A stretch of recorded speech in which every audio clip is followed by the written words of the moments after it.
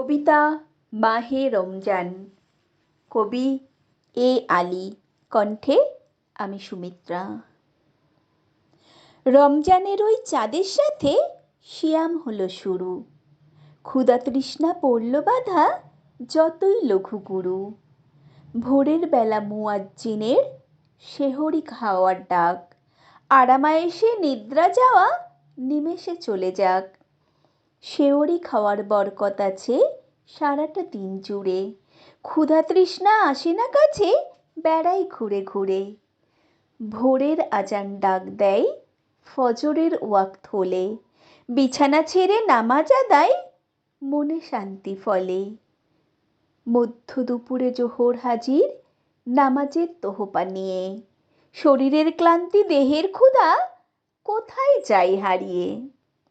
বিকেল বেলায় আসর ওয়াক্তে সিজদায় লুটায়ে শির, পিপাসায় কাতর মুমেন বান্দা হয় না কো অস্থির।